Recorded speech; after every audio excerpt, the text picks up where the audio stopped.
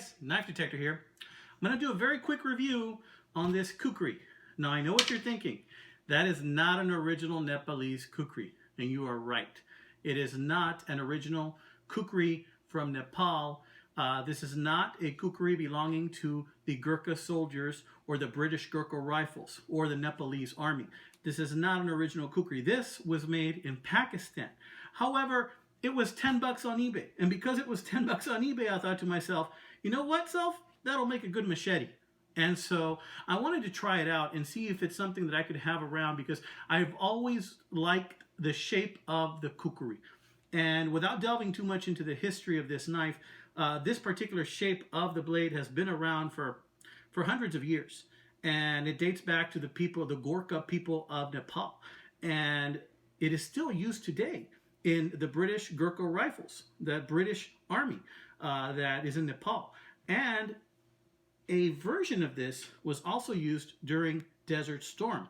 And it was given to the British Gurkha Rifles to use in British troops during various conflicts. And also there was one particular issue that's an Afghanistan issue, and I'm waiting for that one in the mail. Now that one was made in Nepal, so I'm hoping that the U.S. Postal Service doesn't mess that one up and does send it straight to me, because I want to do a video on that one as well. But that one's going to be a little shorter than this one. That one has an 8-inch blade. This is 15 inches overall. And I have to tell you, the balance on this thing is actually quite nice. It's quite nice. It's very easy to turn, very easy to slash. I wanted to show you a video of me cutting some overgrown cactus, because what started with one tiny little cactus piece that I buried in the ground grew wildly. So I wanted to show you what it grew into, and I need to trim it every now and then. But there are microscopic little thorns on that cactus that get in your skin if you get too close. So you have to be really careful when you cut it. I did get a few in my finger with just a brief amount of cutting that I did recently. So it's a good excuse to break out the old Gurkha and then start chopping up some of that cactus, right? So I wanted to show you a little bit of that video footage right now.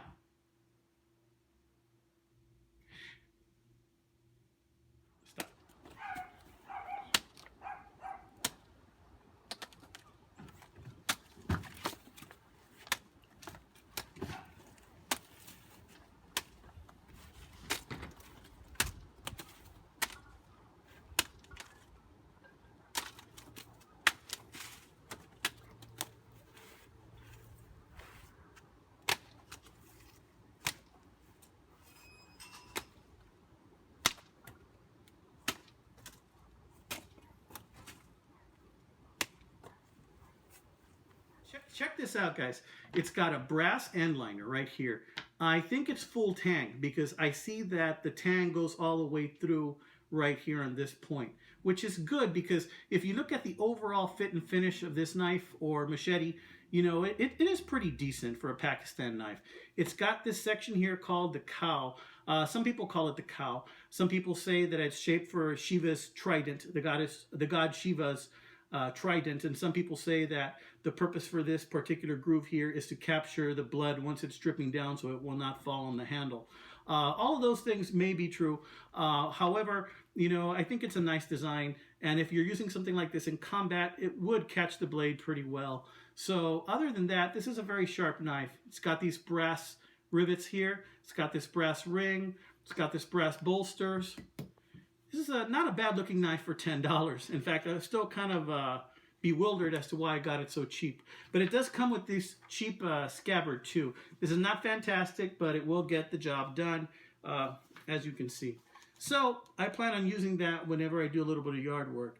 So I just wanted to show you this briefly. This is the Knife Detector channel.